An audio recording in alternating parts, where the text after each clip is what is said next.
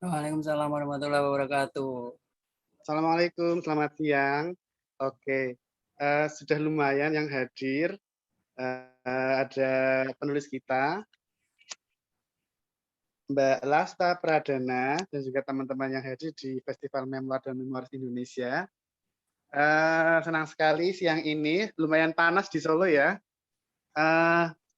Obrolan siang ini tentang kumpulan cerpen Sentuhan Kasih. Terbit 2000 berapa? 2020 ya? 2020 Agustus Ya. 2020. Agustus, ya. Selamat siang Mbak Lasta. Selamat siang Mas Dio. Ya, dan juga selamat siang teman-teman memoaris, teman-teman penulis, pembaca, dan semuanya. Siang ini kita ngobrol bersama dengan Mbak Lasta langsung tentang gagasan menulis cerita pendek, kemudian tema-tema yang diungkapkan di Sentuhan Kasih, kebanyakan tema remaja ya.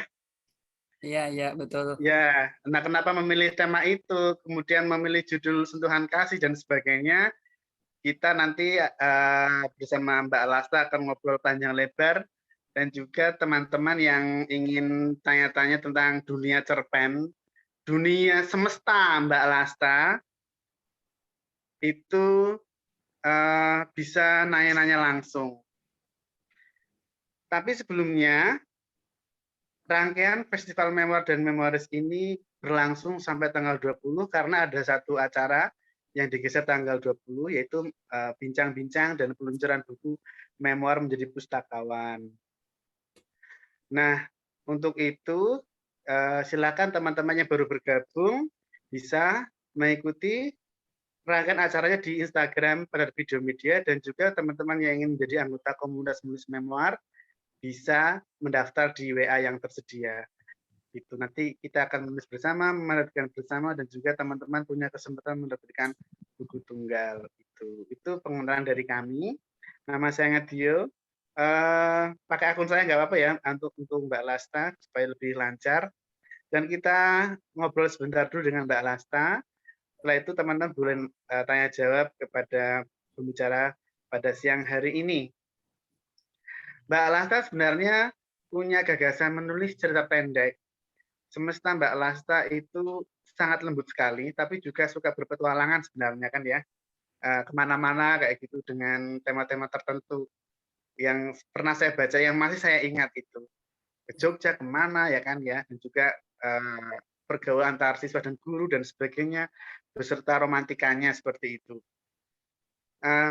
Boleh diceritakan kepada kami awal mula menulis kumpulan cerita ini, atau mungkin sengaja memilih di Sentuhan Kasih ini yang menurut Mbak Lasta sangat layak untuk dibaca, padahal masih punya banyak tabungan yang ingin diterbitkan tahun depan, atau bahkan punya novel atau cerita-cerita yang lain sebenarnya. Bagaimana semesta menulis Mbak Lasta mulai dari awal menyukai dunia cerita pendek khususnya? Silakan Mbak. Oke, selamat siang. Assalamualaikum warahmatullahi wabarakatuh. Waalaikumsalam. Bapak-bapak, ibu-ibu, dan adik-adik, saudara-saudara yang sudah bisa join siang ini, saya mengucapkan terima kasih banyak atas partisipasinya. Dan saya mengucapkan terima kasih kepada Mas Dio yang memberikan kesempatan kepada saya siang ini untuk menyampaikan buku atau menyampaikan bincang buku tentang buku saya. Buku saya sebetulnya bukan buku memoir, tapi buku kumpulan cerita pendek, kumpulan cerpen. Dan satu buku saya terdiri dari 13 cerita. Begitu. Ya, yang pertama, mengapa saya memberi judul itu ya. Nah, itu dari 13 cerita yang saya tulis dalam satu buku Sentuhan Kasih itu, judul pertama adalah Sentuhan Kasih itu. Maka saya pakai kemarin setelah diskusi dengan Mas Dio, judul itu yang ditampilkan di cover untuk judul buku saya. Kemudian ada sedikit tambahan. Sentuhan Kasih, sebuah buku tentang ketulusan hati. Ini Bapak, Ibu-ibu, adik-adik ya, saudara-saudara. Jadi buku saya ini kemudian ada hubungan antara sentuhan kasih dengan ketulusan hati begitu. Nanti kita akan berdiskusi karena ini namanya bincang buku gitu ya. Jadi yang hadir hari ini silahkan yang sudah pernah membaca buku saya, silahkan memberikan komentar tentang bagaimana tampilan bukunya, bagaimana isinya, kemudian apa yang mestinya bagus untuk ditiru atau tidak bagus untuk ditiru, bagus untuk dibaca, tidak bagus untuk dibaca misalnya.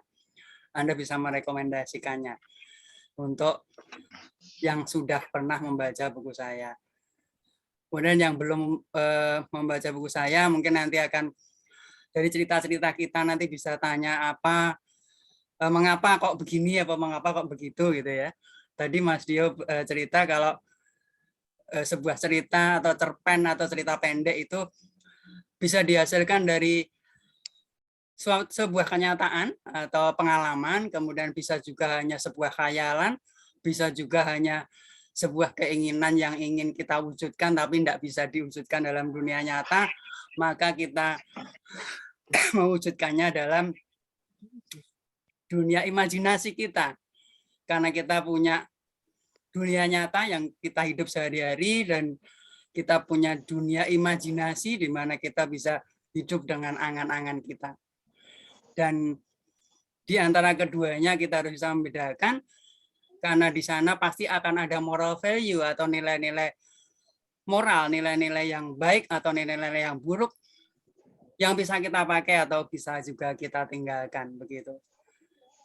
Dan terima kasih sekali karena Mas Dio memberikan kesempatan ini, maka saya juga mengikutkan anak-anak saya, Mas Dio. Terima kasih ya. Jadi saya mengumumkan kepada anak-anak saya, yo yang punya waktu dan punya kesempatan bisa gabung, kita gabung di Zoom meetingnya Miss Lasta siang ini di Dio Media. Dan nanti Mas Dio, saya ingin anak-anak yang sudah pernah baca itu akan saya minta untuk apa ya, memberi komentar gitu ya, memberi komentar atau bercerita bagaimana kesan-kesannya membaca tulisan saya. Tulisannya, wah ini tulisannya apa membingungkan, apa menjengkelkan, apa gimana gitu ya. Akan saya beri kesempatan untuk mereka berbicara. Oke, jadi mengapa saya, tadi belum saya ceritakan ya, mengapa saya memilih judul itu.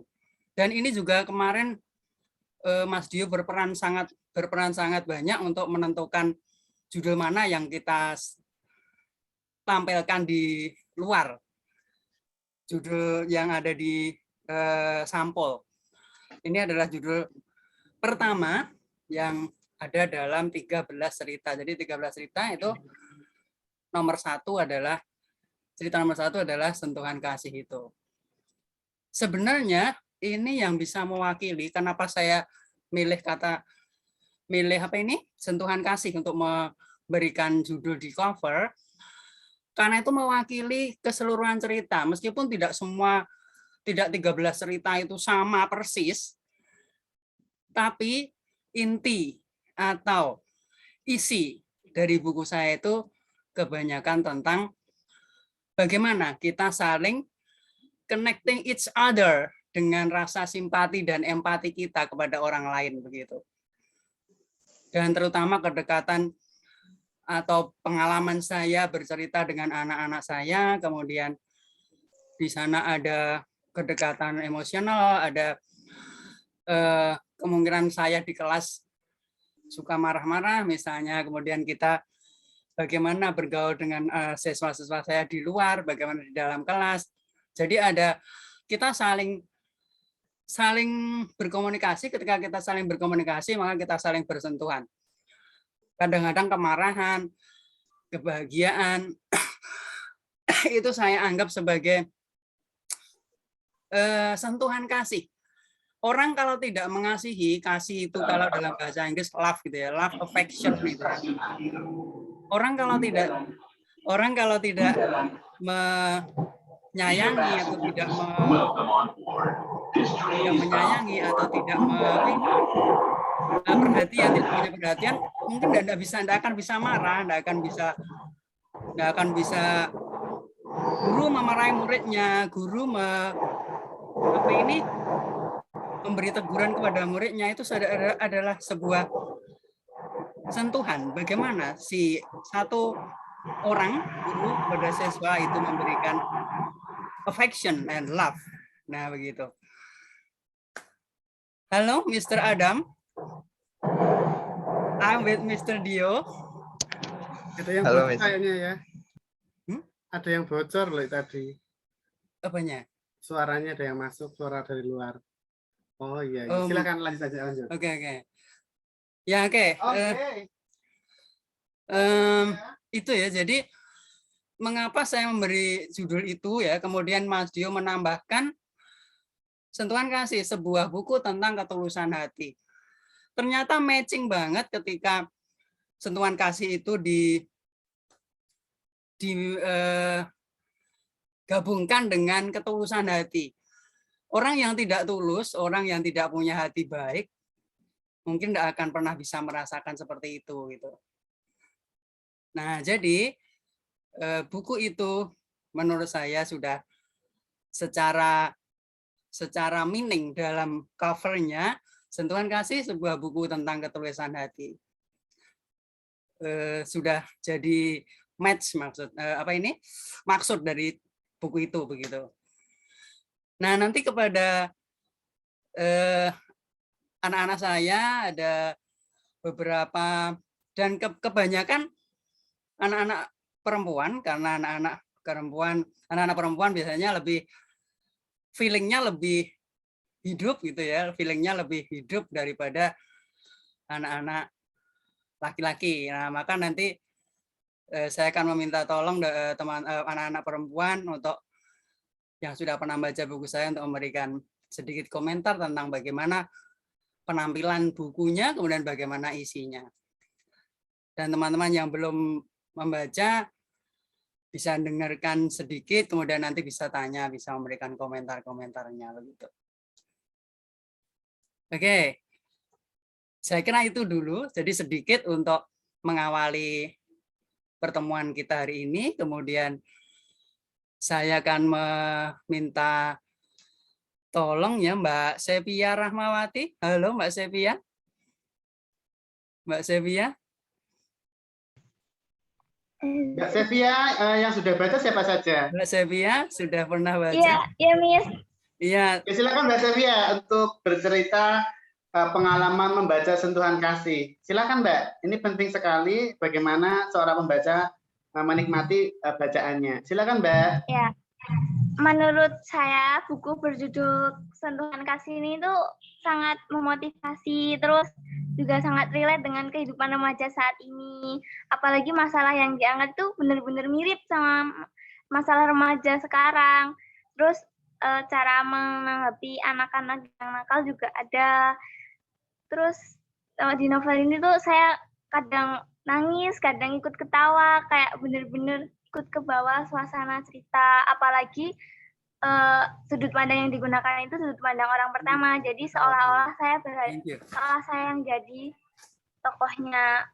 Novel ini menurut saya dari penampilan sudah menarik dan sangat cocok dengan judulnya juga.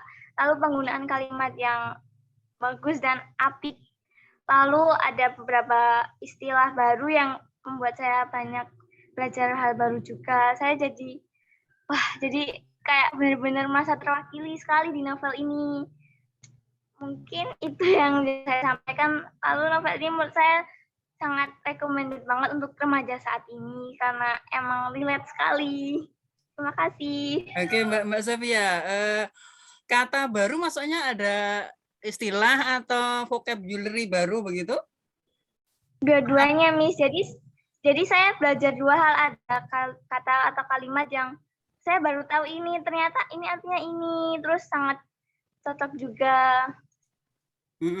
Apa kira-kira kata apa? Itu Masih ingat? ada lupa, Miss, soalnya banyak banget. Kayak tentang alam juga, tentang ketulusan hati yang dibahas itu juga ada. Jadi saya kayak, wah, ternyata ini ada nama lainnya ini. Oh gitu. Jadi ada bisa merelate antara satu kata kepada kata yang lain gitu ya. Iya, Tapi betul, sangat. di situ ada kebingungan untuk menyambungkan maknanya apa tidak? Maksudnya Kalau ketika maknanya, baca kan kadang-kadang gini, loh ini maksudnya apa toh gitu ya. Wah kok ini maksudnya gimana toh gitu. Ada perasaan kayak gitu enggak?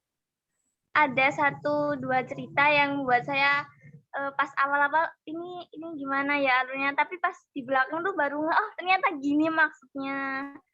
Ya Oke. Judul cukup. yang paling kamu sukai apa, Mbak? Judul yang paling kamu suka yang masih berkesan hingga sekarang? Yang saya suka itu tadi yang menurut saya benar-benar menyentuh itu, saya lihat novelnya ya. Oke. Itu Celoteh Pinus sama Negeri Awan. Karena di Negeri Awan ini menurut saya sangat menampar sekali untuk saya sendiri, kayak terus untuk kayak kan ini menceritakan tentang Indonesia juga, apalagi kebiasaan kami yang suka buang sampah sembarangan, nggak bisa menjaga, terus suka membuat polusi, itu benar-benar nampar saya. Oke. Jadi ada sesuatu yang bisa diambil gitu ya dari cerita. Kalau tadi baca judulnya mungkin wah ini apa ini isinya gitu belum ketahuan gitu ya. Nanti ketika selesai oh ternyata ini maksudnya gitu ya. Ya, jadi saya pertama itu masih ngoding ini maksudnya gimana, tapi ternyata pas baca-baca terus, oh ternyata begini. Seru ya? Oke, Mbak Sevia. Yang lain, Terima Mbak. kasih. Yang lain siapa? Yang lain? Mas Adam Putra Kuncoro. Silahkan. Ayo, Mas Adam, komentar. Kayaknya saya nggak bisa komentar karena belum membaca bukunya. Oh Jadi iya. harus membaca dulu kayaknya nanti. Yang lain mungkin yang lain dulu enggak Bapak yang lain? Mbak Nafisa Yulviana sudah ini. Oh, monggo Mbak Nafisa. Mbak Nafisa kelas berapa? Kenalan dulu. Perkenalkan. Iya, silakan. Iya, silakan. Perkenalkan, nama saya Nafisya, saya kelas 12 SMA. Yang dari Sentuhan Kasih yang paling berkesan atau membuat Mbak Nafisa ini memiliki ingatan dan membekas itu mana saja, dan juga memberikan komentar dari buku Sentuhan Kasih. Silakan. Kalau saya yang paling berkesan bagi saya tuh cerita yang Lost Leaf kalau saya. Iya, silakan. Yang Lost Leaf itu menurut saya bisa, waktu pertama membaca saya tuh tidak paham sebenarnya. Kayak maksudnya cerita ini gimana, terus saya lanjut baca terus sampai selesai baru paham. Oh, ternyata begini. Ternyata dia tuh saking merasa kehilangannya sampai seperti ini gitu. Jadi kadang tuh bisa relate juga sama keadaan saya gitu. Dan cerita-cerita lain juga. Tapi yang paling saya suka di sini cerita yang Lost Leaf itu. Begitu. Yang lain mungkin kalau gaya bercerita di Sentuhan Kasih yang lincah atau yang bertele-tele atau yang lancar banget dibaca atau mungkin membutuhkan perenungan, itu ada nggak?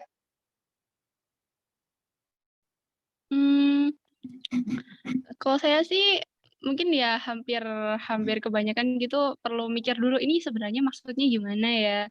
Jadi kan membuat saya jadi kayak penasaran gitu. Ini nanti lanjutannya gimana? Nanti akhirnya gimana gitu. Jadinya seru sekali untuk membaca buku Sentuhan Kasih ini. Oke. Kamu langsung baca dari bab pertama atau acak? Sukanya kalau baca buku? Atau dari belakang dulu, atau lihat sampulnya dulu, lihat keterangannya dulu, lihat apanya dulu kalau kamu suka, kalau kamu pegang buku.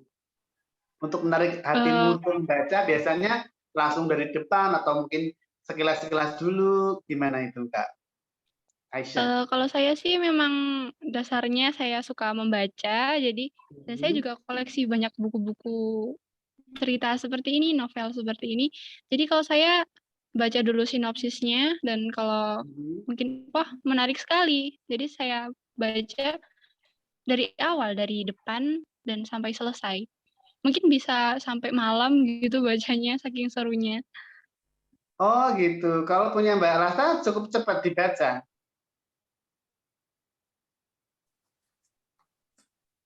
Atau lama? Iya bisa. Satu malam kayak selesai saya baca ini. Oh keren keren keren. Secara umum kemasannya bagaimana? Layoutnya, kemasannya suka nggak atau perlu apa gitu? Kalau menurut saya sih menarik ya.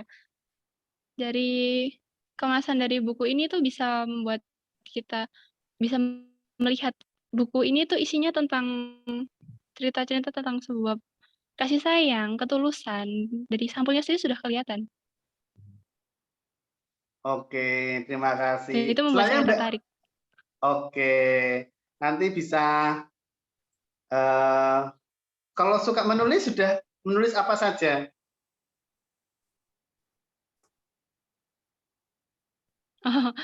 Kalau saya dulu pernah mencoba menulis cerpen-cerpen begitu, tapi ya cuma untuk dibaca sendiri mungkin.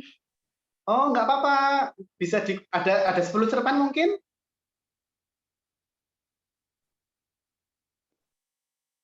Ya mungkin belum ada sih, Kak. Nah, nanti Tapi ditambah-tambah. ya lumayan. Iya, tambah-tambah bisa jadi satu buku kumpulan cerpen. Nanti kakak bisa diterbitkan di Penerbit Media. Nanti akan dipandu oleh Bu Lasta. Bu Lasta itu luar biasa Iya, Kak. membimbing dan juga mendorong siswa-siswanya. Makasih Kak ya. Siapa lagi selanjutnya yang pernah membaca? Iya, Kak. Makasih. Selanjutnya siapa Bu Lasta? Makasih. Sebentar, wah ini kayaknya nggak bisa datang ini Mas. Baru aja WA nggak bisa datang. Dia udah baca juga sebenarnya. Ada 3 yang udah pernah baca, tapi yang satunya nggak bisa ini. Coba tak liatin. Tadi Mbak Avita coba ada enggak ini Mbak Avita? Monggo Mbak Avita, silakan. Oh iya tehnya diminum. Bu Lasta, tehnya lagi enak-enaknya. Oke. Teh dulu. Iya, thank you. Teman-teman yang bikin kopi, bikin dulu, bikin teh, bikin dulu. Jadi kita ngobrolnya nyantai. Ayo nyantai dulu. Bu Lasta diminum dulu tehnya enak. Teh Thailand. Oke. Ya. Ya, Mbak oke, siapa? ini ada Mbak Avitanya nggak datang ini Pak Mas kayaknya Mas. Atau mungkin Bapak Ibu yang lain yang ingin bertanya boleh ke Bu Lasta. Mungkin saya yang tanya dulu ya. Oke, Mas. Kalau Bu Lasta mau menulis cerita pendek, khususnya di Sentuhan Kasih, apa yang pertama kali dilakukan sebelum menulis? Ini mungkin pertama kali orang akan menulis tuh ngapain sih, atau langsung buka atau nulis jadi atau gimana? Nah, bagaimana menggali ide, kemudian memprosesnya jadi cerita yang menarik? Silakan, Bu Lasta berbagi kepada kami. Oke, biasanya kalau seseorang itu ingin cerita, jadi sebenarnya ini hanya seperti kita itu cerita ngobrol gitu ya, seperti kita ingin cerita ngobrol menyampaikan sesuatu kepada teman kita gitu. Tapi dalam bentuk tulisan begitu. Nah, kalau orang misalnya mau curhat ke temannya kan biasanya mikir, wah aku besok ketemu temanku, aku mau cerita ini gitu kan. Iya. Nah, itu seperti itu. Saya juga seperti itu. Oh, ini ada pemikiran seperti ini, aku besok mau cerita. Nah, tapi saya tidak ceritakan kepada orang-orang, cerita lisan, ngobrol sampai capek untuk cerita sana sini secara lisan, saya cukup untuk menuliskannya ke kertas gitu. Nah, jadi kalau ada saya mikir sesuatu, oh Pak Celing gitu ya, ada ide apa itu.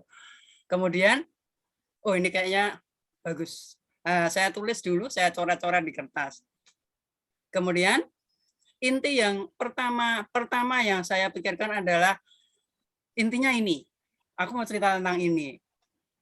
Ditulis, nah baru nanti proses untuk mengembangkan ide itu dengan melengkapi tokoh, setting, kejadian-kejadiannya mau bagaimana, urutannya bagaimana, ceritanya nanti kira-kira jalannya seperti apa, begitu. Nah, jadi ketika saya membuat cerita pendek, itu sebenarnya seperti kalau saya mau cerita ke teman saya. Om, aku mau cerita ini, aku mau curhat ini. Nah, tapi kebanyakan kalau cerita, namanya saja cerita, kebanyakan kita lebih ke imagination. Jadi yang akan kita gambarkan di dalam sebuah cerita pendek itu pasti lengkap, ada unsur-unsur yang harus dilengkapi di sana.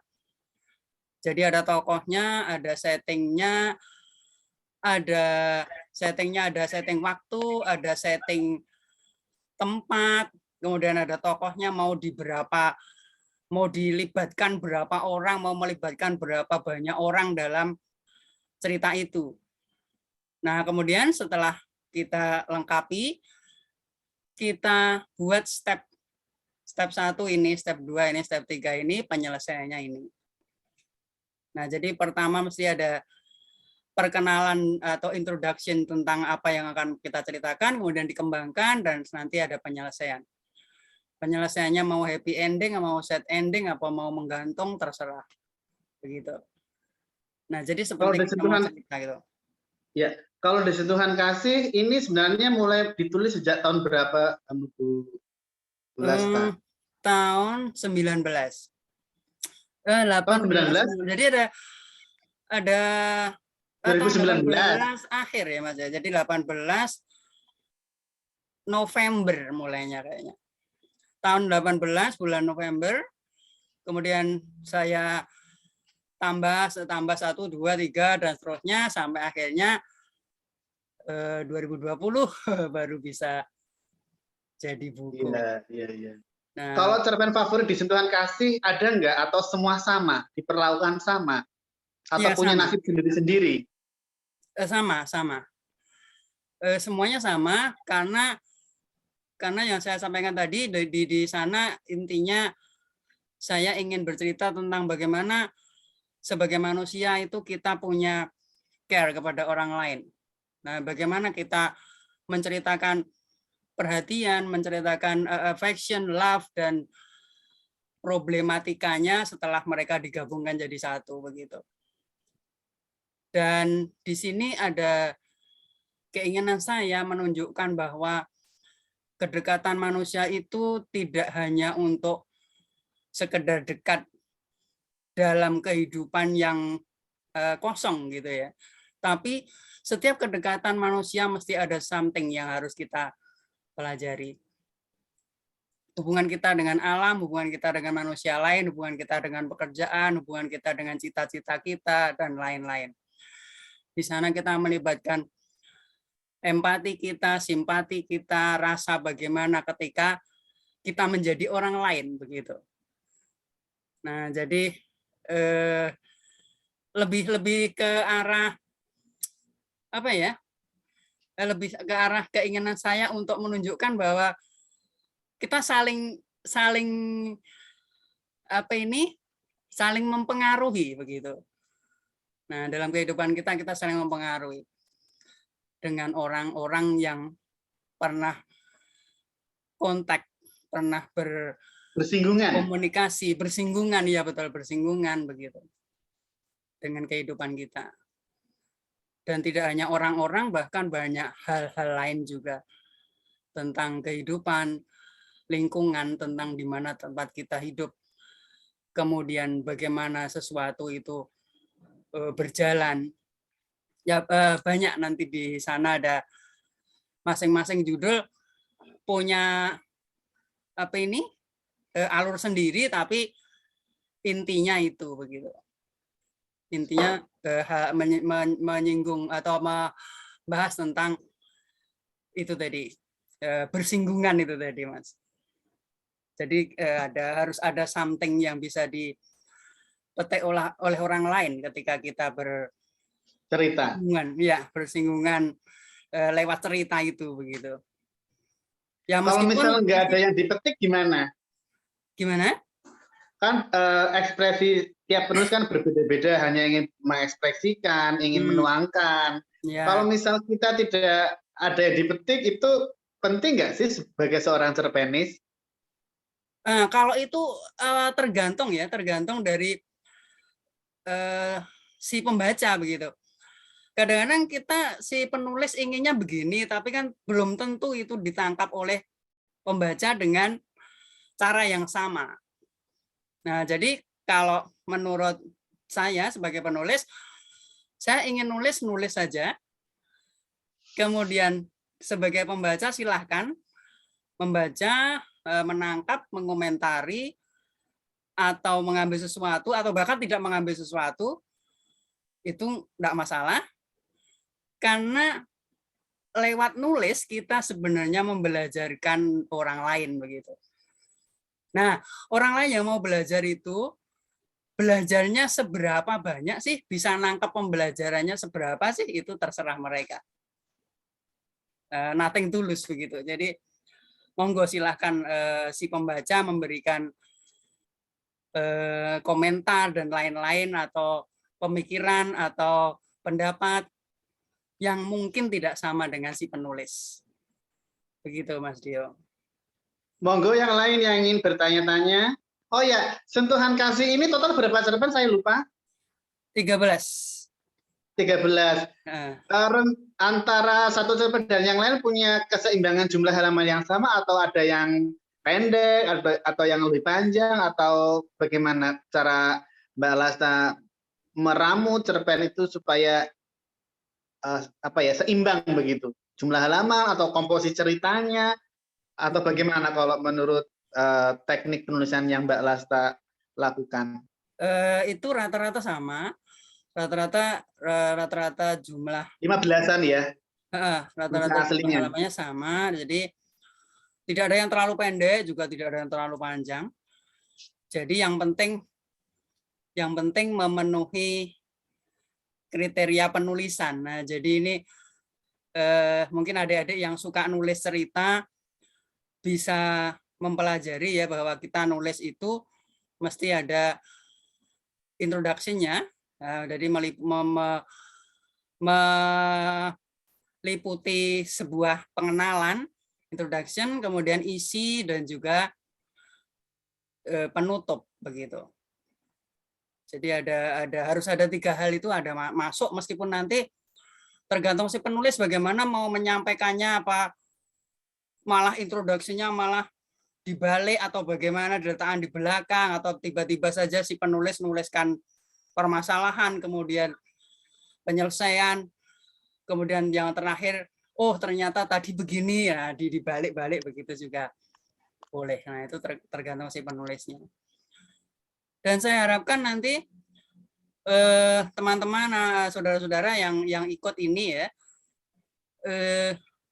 yang punya hobi nulis terutama, kita bisa belajar menulis cerita, meskipun cerita itu cerita imajinasi. Jadi anak-anak sekarang kan, anak-anak milenial banyak sekali hubungan dengan dunia yang sangat modern, kemudian mereka punya ide-ide yang bagus, ide-ide yang cemerlang. Kita bisa menceritakan apa yang kita punya itu lewat nulis, gitu. Nah, jadilah orang-orang yang tidak hanya bisa ngomong gitu ya, tidak hanya bisa ngomong lewat lisan, bla bla bla bla bla bla, tapi nulisnya enggak bisa. Nah, ada juga yang ngomongnya sedikit tapi pinter nulis, pinter mengungkapkan dengan tulisan yang bagus. Nah, maka mungkin akan lebih bagus lagi kalau yang punya pengalaman, punya hobi tulis menulis, suka membuat cerita, suka nulis puisi, itu tulislah ketika Anda punya sebuah ide. Dan dengan menulis kita akan punya prasasti gitu ya. Punya prasasti, punya buah tangan yang mungkin bisa ada sampai kapanpun, tidak akan hilang. Tapi kalau kita hanya punya cerita yang lewat, ceritanya cuma lewat apa ini, lisan, cuma pinter ngomong, bla bla bla, tiap hari ngomong, cerita ini itu, hari ini ngomong, besok udah hilang. Nah, Nggak abadi ya, tidak diabadikan ya. Iya, jadi kalau kita bisa nulis, apa yang kita pikirkan hari ini akan abadi sampai kapanpun, kemudian besok pagi kita mikirkan apa, kita nulis, bisa abadi lagi nanti sekian tahun, di tahun keberapa nanti kita bisa belajar, bisa menyadari diri kita, oh sudah sekian banyak, sudah sekian ide yang pernah aku pikirkan, sudah sekian cerita yang aku tulis begitu. Jadi kita bisa belajar dari diri kita sendiri, dari apa yang kita alami, dari apa yang kita pikirkan. Dan kita bisa membaginya dengan orang lain karena orang lain bisa membacanya. Jadi jangan hanya pintar ngomong tapi tidak punya prasasti gitu ya. Nah, mari kita membuat prasasti dengan menulis. Tulislah apa yang Anda pikirkan. Siapa tahu yang kita tulis itu bermanfaat bagi orang lain. Begitu. Dan bagi diri kita. Ya, dan of course ya, otomatis akan sangat bermanfaat bagi kita sendiri. Kalau Mbak Lasta menemukan passion di bidang menulis ini sejak kapan sebenarnya sih? Mbak Lasta. Sejak SMA. Nah, sejak SMA saya sudah menulis cerita untuk saya kirimkan ke majalah remaja, ke koran remaja, begitu ya. Kemudian nulis juga, pernah juga nulis ngeritik orang lain gitu ya.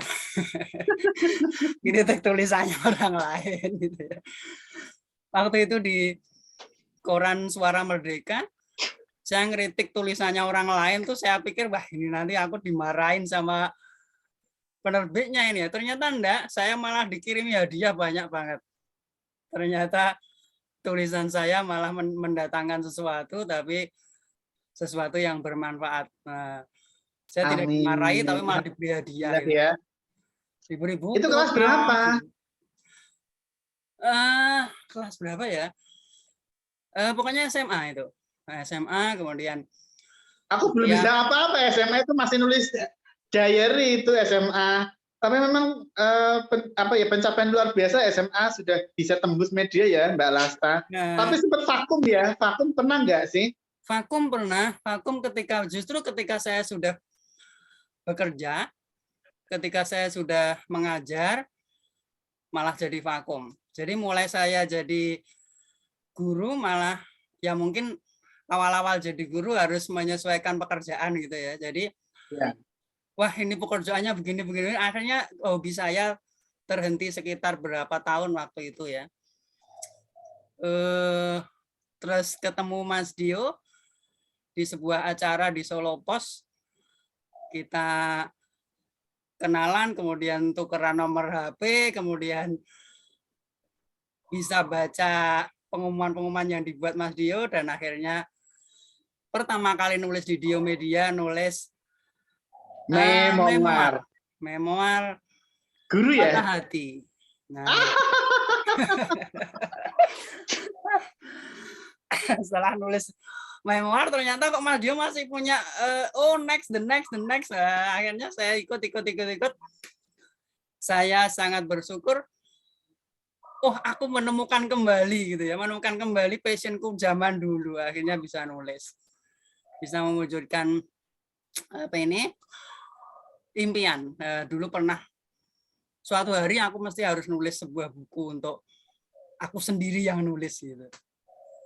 Ya. Ini sudah banyak yang bergabung. Monggo Bapak Ibu, teman-teman memoris yang ingin bertanya atau mungkin mau komentari sebuah cerpen atau mungkin ingin menulis cerpen, silahkan. Ada Pak Mimbar, monggo Pak Mimbar.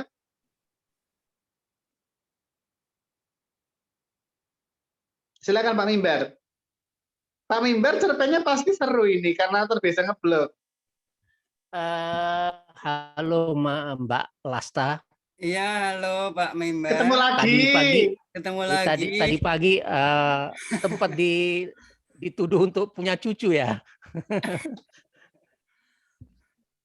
Oke, agak kesasar sedikit saya masuk ke tema remaja ini, tapi saya suka karena memang menulis cerpen itu kepengen saya lama. Iya. Hanya selalu di angan-angan, sebaris dua baris saya bingung sendiri. Karena Iya. itu memerlukan fantasi ya, fantasi yang Iya. besar gitu. Iya. Iya. Padahal yang saya baca tuh bolak-balik tuh bangsa pengarangnya zaman saya ya, itu Gerson Pogue. Itu kan kalau nulis itu menurut saya itu luar biasa ya. Luar biasa, bagus. Banyak sekali zaman-zaman mungkin Mbak Lasta belum baca itu sampai sana. Yang kadang hanya di luar konteks itu, apakah Mbak Lasta ini nanti terjebak seperti umumnya cerita-cerita remaja itu biasanya agak template ya. Ini maksud saya kalau di film-film yang saya tonton ya, itu selalu pasangan yang tadinya saling membenci, saling memaki, akhirnya saling mencinta. Selalu akhirnya kan begitu terus. Ya enggak film India, enggak film kita, dan hebatnya lagi saya tonton semua itu. Walaupun saya udah nebak ini nanti saling mencinta, udah bule yang main pergi ke Bali marah-marahan nanti pacaran. Pergi ke Paris marah-marahan Paris. Tapi saya tonton semua. Jadi artinya itu hiburan saya. Lah itu satu, apakah Anda juga agak terjebak ke sana gitu. Jadi karena untuk remaja ya saya nggak bisa orang umur kepala sudah seri 7 mau masuk seri 7 kok cerita kepada anak dengan kepala baru 1 atau 2 ya, mungkin belum ada yang sampai 2 serinya. Jadi beda frekuensi. Yang ke lain, waktu Anda nulis punya nggak satu niat bahwa tulisan ini satu saat difilmkan atau diambil sutradara gitu ya, kan memperkaya tulisan-tulisan kita, sehingga niat itu tidak sekedar saya ingin bercerita gitu, tapi saya ingin ini jadi film. Begitu. Jadi supaya mungkin anak-anakku yang saya lihat tadi usianya yang mungkin malah sudah ke cucu itu bisa ada motivasi ke sana. Nah, seperti tadi testimonial soal Mas Ngadio, saya nulis ya karena seneng ya. Tetapi digenjleng sama Mas Ngadio ini akhirnya saya selesai memoir, selesai buku itu justru pada saat usia saya 68, jadi bukannya usia 16 atau 17, tapi ya saya pikir dulu belum nulis Pak Mimbar, usia segitu belum nulis berarti? Sudah, tapi belum teratur, hanya karena seneng nulis di mana, di grup email ya, dulu lah mailing list namanya. Terus ada Facebook ya, tapi hanya untuk sarana teman ya, karena memang belum sampai seperti di Mas Dio ini kan sudah benar-benar udah dibukukan dan kalau bisa ya dikomersialkan gitu. Itu aja. Jadi saya seneng lihat ada orang membagi passionnya tentang membuat cerpen. Saya benar-benar ikut belajar karena kadang-kadang banyak peristiwa sekitar kita. Oh, ini kalau dibikin cerpen akan begini. Tapi ya tadi masih sebatas sebaris dua baris, kemudian berhenti lagi sampai sekarang ini. Terima kasih. Makasih Pak Mimbar. Ayo, luar biasa ya, umurnya 68 tapi malah lebih 68. produktif ya. Buku tunggalnya akan terbit, seri buku anak luar biasa. Citam Kucing Geladak, panggil aku Citam Kucing Geladak, ini sedang proses ilustrasi. Monggo Mbak Lasta, bagaimana menyikapi komentar dan juga pertanyaan Pak Mimbar? Oke, yang pertama, terima kasih sekali Pak Mimbar Saputra sudah menyampaikan pandangan dan pertanyaan untuk saya. Kalau tadi Pak Mimbar berkata bahwa masih suka juga nonton film-film remaja yang awalnya awalnya berkelahi atau awalnya cekcok gitu ya Pak ya. Tapi nantinya ujung-ujungnya pasti nanti jadinya jadian terus malah menikah mungkin. Nah, memang banyak juga kalau sudah difilmkan ceritanya ujung-ujungnya begitu. Itu seolah-olah ada copy paste gitu ya dengan tokoh yang lain, dengan setting yang lain. Ya. Tapi ceritanya wah ini berkelahi dulu nanti akhirnya jadian gitu kan. Saya juga suka lihat seperti itu Pak Mimbar. Cerita-cerita seperti itu saya juga suka. Ya untuk apa ini semangat muda gitu ya. Nah, jadi kita perlu punya semangat muda, sering nonton film, sering baca cerita, itu bagus sekali.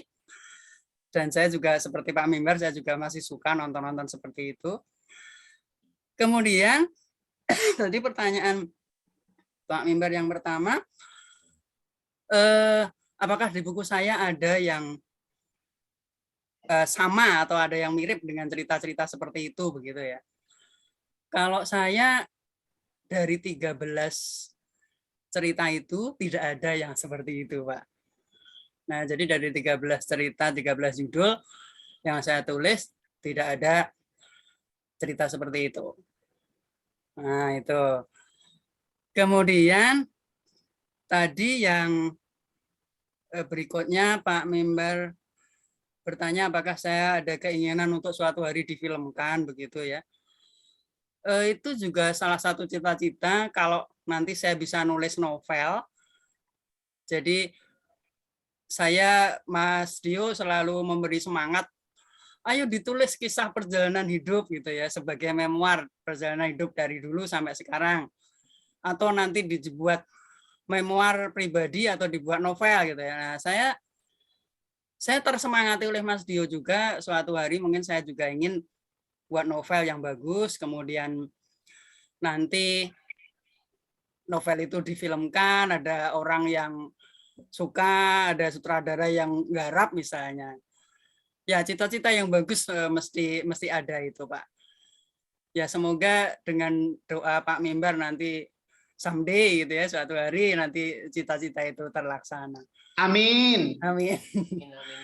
Oke, terima kasih Pak Mimbar. Dan Pak Mimbar selamat ya sudah dapat ISBN yang cerita anak itu.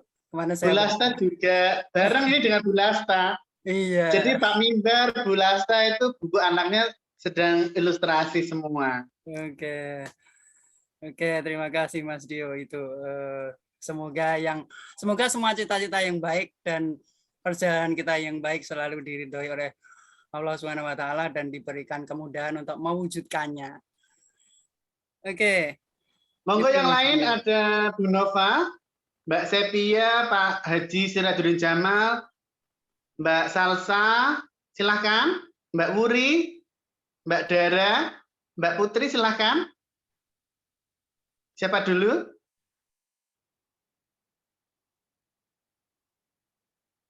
Ya, silahkan. Yang ingin bertanya. Mbak Linda. Monggo. Mbak, itu dapat ide-idenya dari mana sih? Kok bisa gitu loh nulis sebanyak gitu? Idenya dari mana? Oke. Sedangkan aku aja kayaknya kalau nggak disuruh-suruh Mas Dio nggak ada ide. Aku baru nulis itu ya setelah masuk di komunitas ini gitu sama Mas Dio. Dulu-dulunya nggak pernah nulis. Padahal tulisannya bagus banget, Bu Nova. baru mulai gitu, baru berapa 2 bulan lah ya Mas Dio baru mulai itu dari transformasi diri, baru itu. Aduh, Mas Dio nulis. Padahal bagus banget loh cara nulisnya. Gitu Mbak itu Mbak Lata dari mana idenya bisa sebanyak gitu? Oke. Bisa saya jawab sekarang ya Mas Dio ya? Oke. Oke. Mbak Nova berarti udah baca buku saya ya? Udah baca Sentuhan Kasih ya? Belum. Oh, Belum. Oke. Enggak, dari cerita tadi gitu. Oh iya, dari ada 13 judul itu tadi ya. Oke. Cerita ada 13 judul itu sebuah satu kumpulan ada 13 judul itu dan masing-masing berbeda. Nah, saya mendapatkannya dari misalnya satu judul itu biasanya saya ingat satu peristiwa, kemudian satu judul lagi ingat satu peristiwa begitu. Nah, jadi dalam hidup kita kan banyak sekali apa ya, yang berkaitan dengan kegiatan, berkaitan dengan masalah, dengan lingkungan, dengan apa yang kita lihat dan apa yang kita dengar. Nah, jadi idenya biasanya saya ambil dari situ.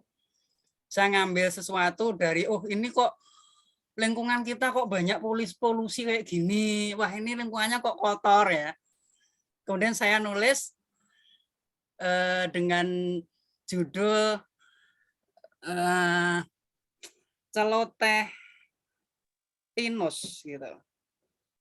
Nah, di dalam celoteh pinus itu saya hanya gara-gara lihat, saya main ke sebuah tempat, di sana banyak sekali pohon pinus, kemudian di sana ada tulisan no smoking gitu.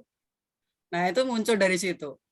Saya kait-kaitkan antara ini hutan pinus, ini no smoking, ini harusnya bersih, kemudian pinusnya begini begitu. Nah, terus muncul sebuah, mulanya saya tidak menentukan oh nanti judulnya celoteh pinus begitu, belum. Jadi hanya saya lihat situasi di situ, kemudian setelah itu sampai rumah saya nuliskan saya coret.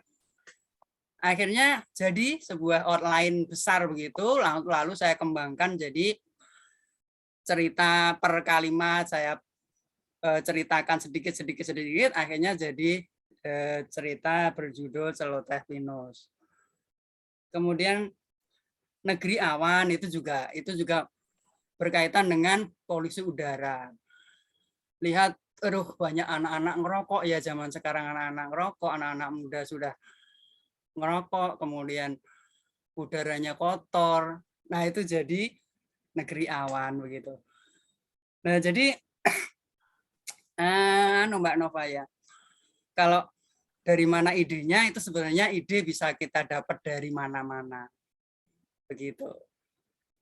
Kemudian cerita tentang yang pertama itu, yang judul pertama Sentuhan Kasih. Nah, itu saya memarahi anak saya, murid saya, kemudian kemarahan saya itu pada waktu itu dianggap sesuatu yang membuat dia seperti dilecehkan begitu. Oh, aku selalu dimarahi, aku selalu yang paling jelek di dalam kelas. Kemudian setelah sekian tahun, setelah lulus, baru dia sadar kalau kemarahan saya itu adalah sentuhan kasih untuknya. Coba kalau Bu Guru tidak marah sama saya, mungkin saya tidak akan bisa jadi seperti ini. Nah, gitu. Nah, jadi dari curhat anak-anak begitu, terus muncullah cerita itu. Ya gitu. Jadi intinya itu Mbak Nova. Ketika kita bercerita, kita bisa lihat apa yang ada di sekitar kita, apa yang ada di kanan kiri kita, kemudian kita kembangkan. Dari perjalanan Mbak Nova itu sangat-sangat kita tunggu itu. Baru 2, saya yakin paling tidak tahun depan ada 13 atau 10 itu sudah jadi buku tunggal Mbak Nova. Ya, insya Allah. Ya, saya yakin Mbak Nova itu untuk merangkai kata sudah bagus, sudah sangat lancar ya. Jadi tinggal mungkin mau nulis ini, idenya ini gitu. Nanti pasti Mbak Nova bisa lebih lancar dari yang terbukti. Sudah terbukti menulis. Bahasanya halus sekali kalau Mbak Nova nulis. Cair, halus, enak dibaca. Terus foto-fotonya luar biasa lagi, fotografinya luar biasa lagi. Ya nanti dicoba deh. Aku kalau nggak disuruh Mas Dio juga, yo ilah ini nulis apa Mas Dio kok aku nggak bisa nulis. Terus ya sudah aku dari tadi begogok terus iki ning ngarep laptop aku kok ora iso nulis ya apa ya aku. Ya diam aja dulu nanti kan ada kata Mas Dio gitu. Iya. Mas Dio Iya, betul. Merenung dulu atau melamun. Mbak Lasa sama saya kadang saling ini ya, lagi nulis apa, terus kok kayak gini. Jadi kita saling mengisi kayak gitu. Kalau ketemu kita kayak gitu. Lagi baca apa, terus mau kemana, terus ada rencana apa. Jadi kayak kita saling berbagi, biasa saling berbagi cerita, saling berbagi rencana, terus pengalaman masa lalu. Itu bahan-bahan untuk menulis cerita pendek misal. Ya, terima kasih loh. Makasih Mbak. Sama-sama Mbak Nova, terima kasih atas pertanyaannya juga. Semangat pokoknya. Yang lain? Oke. Silakan yang lain, ada Mbak Putri tuh, Mbak Salsa. Oh, Mbak Vidiana, selamat datang. Mbak Suci. Mbak Septiani Nur, monggo. Izin gabung ya. Oke.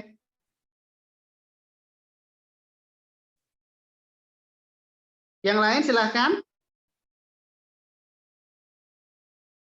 Mbak Vidi.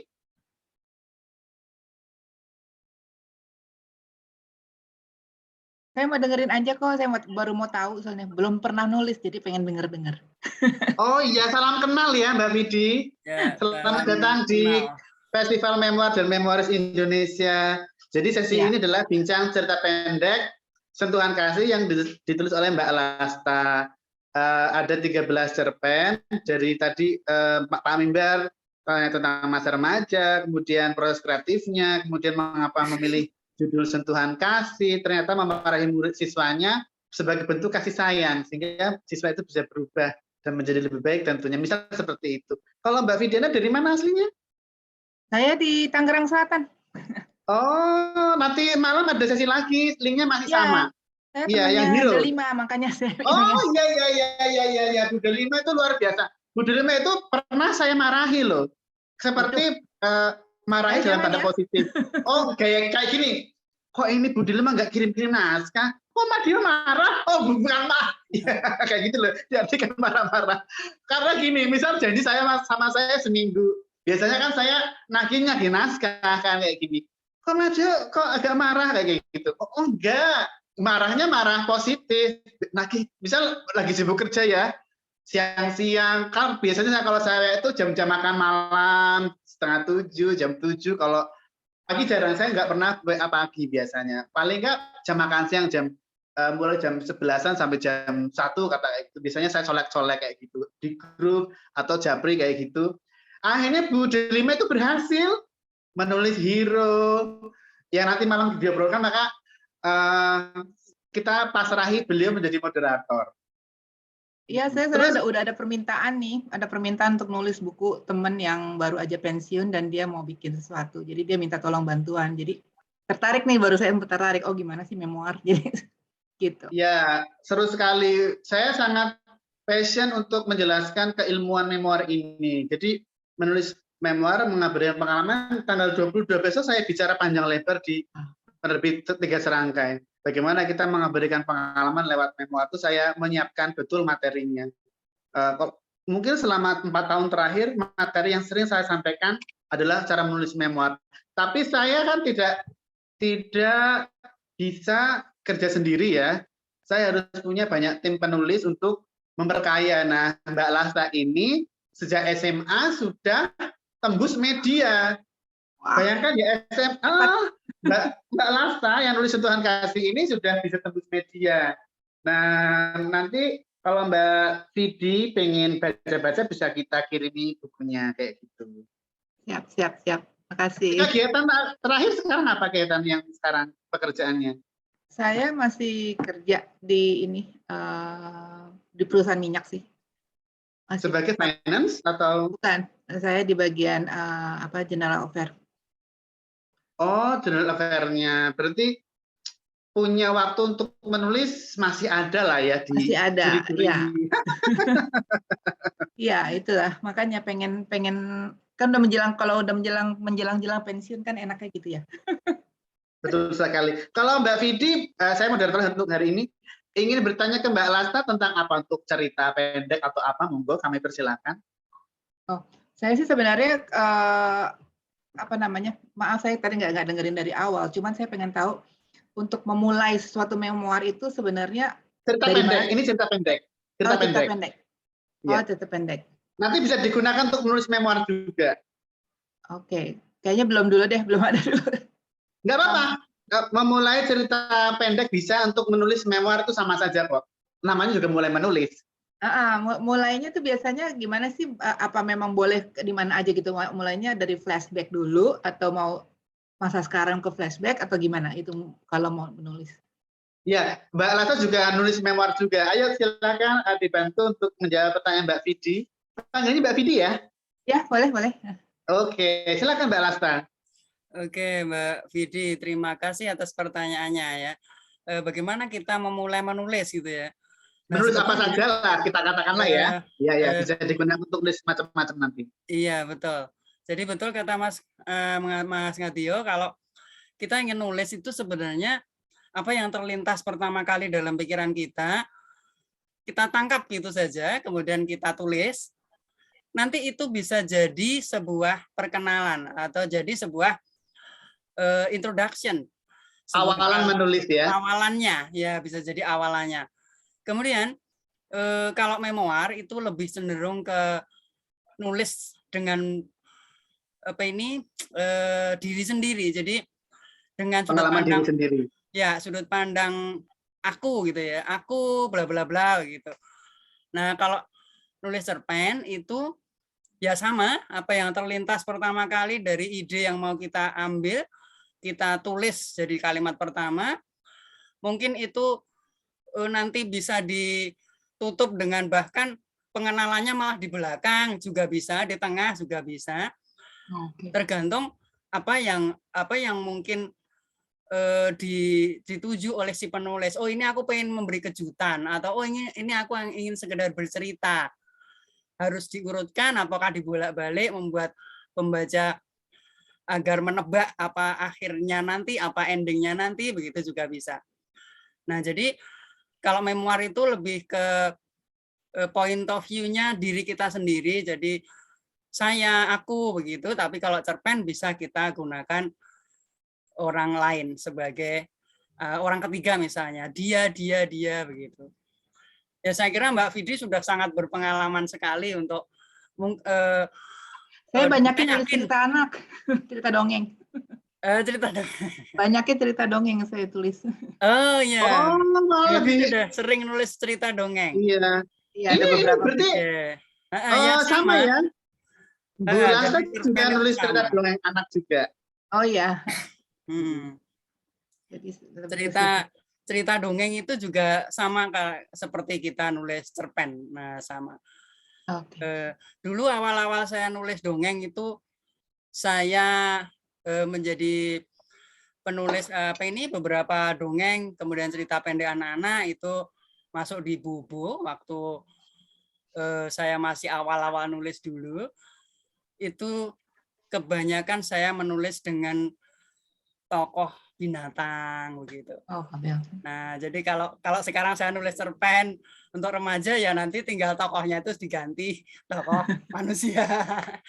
Dan ya seperti kita bercerita sebenarnya, menulis itu sama dengan seperti kita bercerita. Iya, saya takutnya itu ada beda gitu lah, menulis cerita dengan memoir ya. Kalau memoir menurut saya itu kan perlu research ya, perlu wawancara orang ya, terutama kalau itu bukan untuk diri sendiri ya. Oh iya. Itu biografi. Oh itu biografi. Memoir dengan biografi itu berbeda. Oke. Kalau memoir secara sederhana adalah cerita pribadi, tapi penggalannya saja, penggalan cerita pribadi. Misal kehilangan. Memoir kehilangan itu kan penggalan saja. Jadi atau memoir pendidikan itu kan penggalan tentang pendidikan dari walaupun 10 tentang pendidikan dari TK sampai perguruan tinggi katakanlah itu memoir. Tapi kalau biografi orang katakanlah memang kita harus beriset. Nah biografi itu keseluruhan hidup. Kalau memoir penggalan saja. Memoir pun bisa dibuat satu buku satu orang. Misal saya menulis memoir pendidikan, memoir bekerja ya kan, itu satu buku.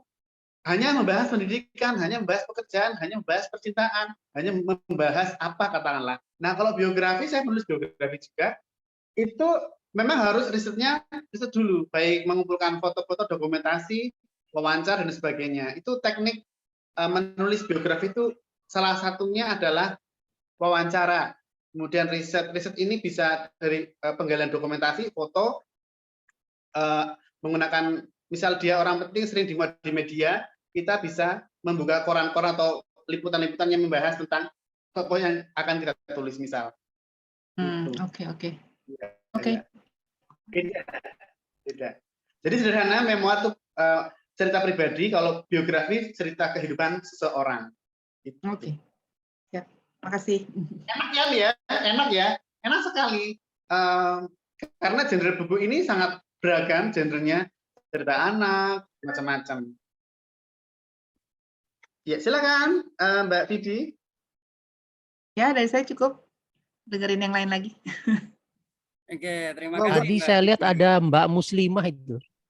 Ya, Mbak Muslimah monggo. Mbak Muslimah mau nanya tadi. Ya, silakan Mbak Muslimah. Mbak Muslimah ya, ada yang ingin ditanyakan? Atau ada yang tanya di chat itu Mas Dio? Silakan Mbak Muslimah, silakan. Nah ini dia. Ya, Monggo. Halo Mbak Muslimah. halo Miss. Halo. Yuk tanya apa? Pernah nggak sih Miss Lasta itu kepikiran buat untuk membuat satu podcast buat karya-karyanya Miss Lasta gitu? Ya pernah ya, ingin juga, cuma belum belum terlaksana, belum bisa melaksanakannya gitu. Sementara fokus untuk ke tulisan dulu aja, begitu Mbak Muslimah. Kalau Mbak Muslimah mungkin ada suka nulis juga ya, sudah punya berapa cerita yang ditulis? Enggak sih Miss, belum pernah nulis cerita, cuman kadang kayak kalau di kepala semruwel gitu, kadang kayak nulis quotes. Kayak di buku harian, dicurhatkan di buku harian, dituliskan di buku harian begitu? Ya, bukan buku harian sih Miss, kayak kertas yang ada gitu aja. Nah, kertas-kertas itu bisa dikumpulkan, kemudian bisa disambungkan antara cerita-cerita yang dimiliki, kemudian nanti bisa jadi sebuah cerpen. Nah, jadi bisa melatih. Awalnya memang seperti itu. Awalnya nulis satu judul itu awalnya ada perasaan kayak gini tulis, ada rasa gini tulis. Nah, lama-lama nanti bisa jadi satu judul cerita dengan. Dan tulisan kita jadi banyak ya, jadi kaya tulisan. Nah, dengan sedikit-sedikit lama-lama jadi bukit. Nah, dengan sedikit-sedikit kita bisa berimajinasi, lama-lama luas pengetahuan kita. Dan otomatis tidak boleh lupa untuk jadi penulis kita harus bisa jadi pembaca yang baik juga. Nah, jadi banyak. Nah, ya penting sekali. Penulis yang baik pasti seorang pembaca yang baik. Saya masih rutin belanja buku. Iya. Online sekarang enak ya. Ingin buku apa? Tinggal di Tokopedia, Shopee, datang bukunya, kita lahap bukunya. Saya masih belanja buku rutin sekali.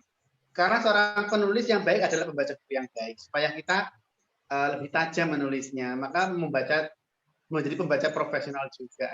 Iya, betul. Oke. Ya, thank you Mbak Muslimah atas pertanyaannya. Mbak Muslimah. Ya. Saya Mbah Mimbar tak bagi cerita sedikit ya. Iya, oke, silakan Bapak. Jadi ada seorang tenaga pengajar di Gajah Mada, biasanya pakai nama samarannya Gondes.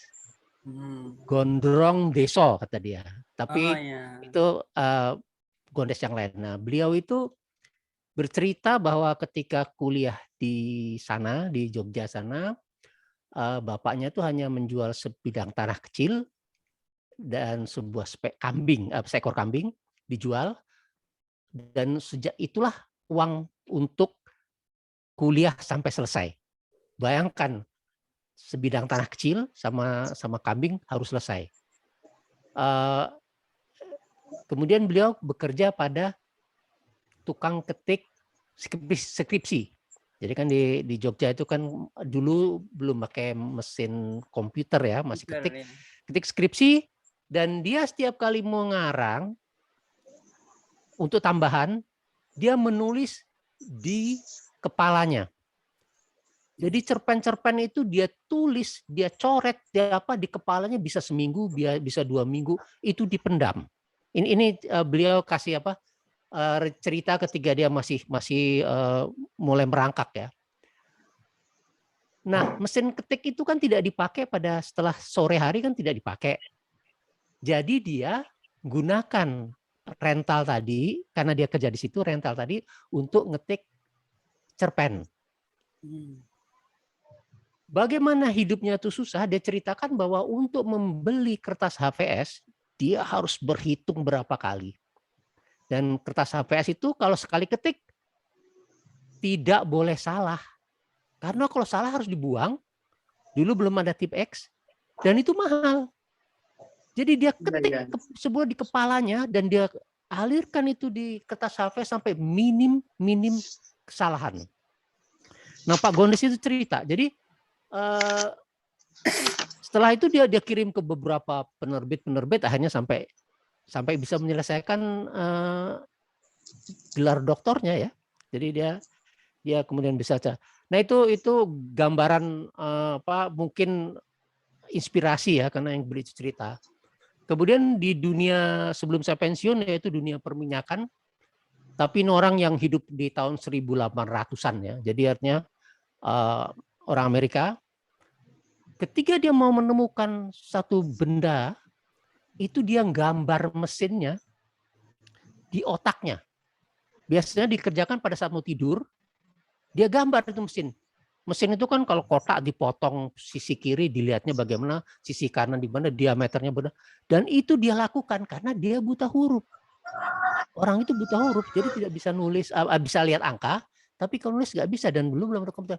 Nah setelah dia betul-betul matang, bisa kadang-kadang 1 bulan dia menciptakan itu, baru digambar.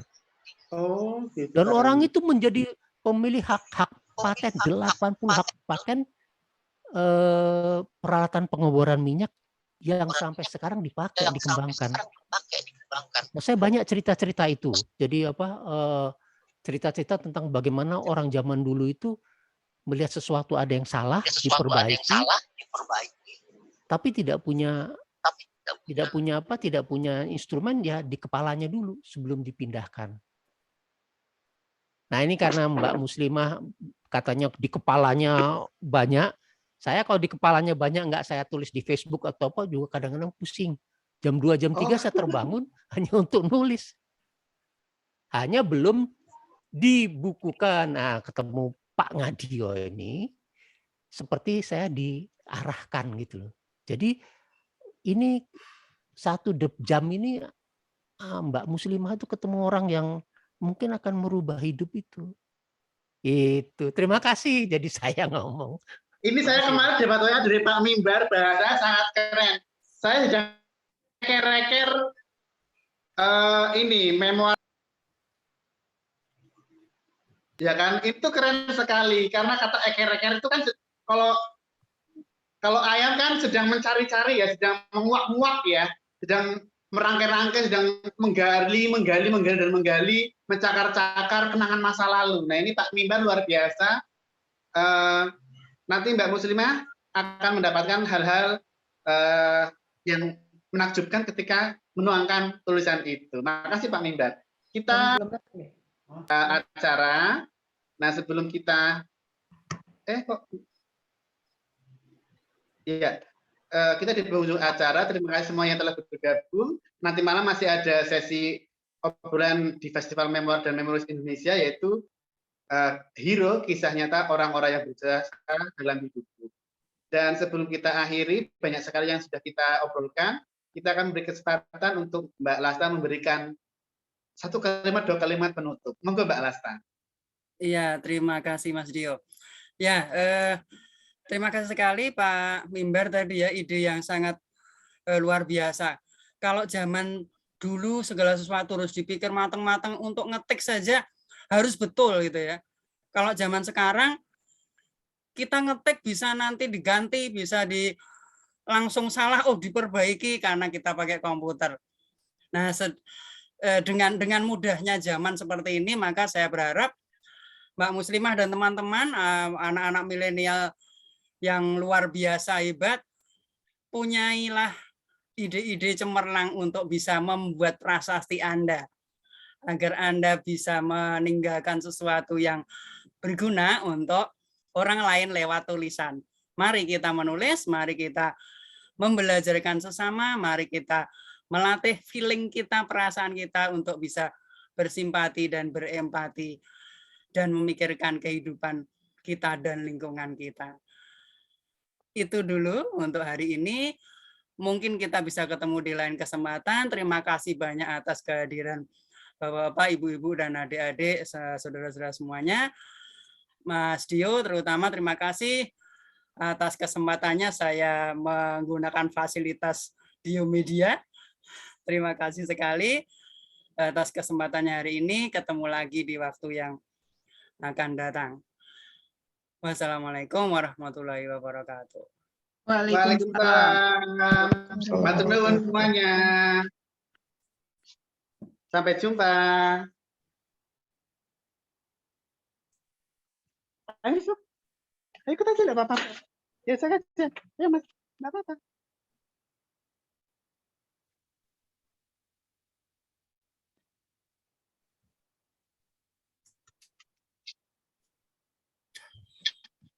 Diminum dulu. Ya.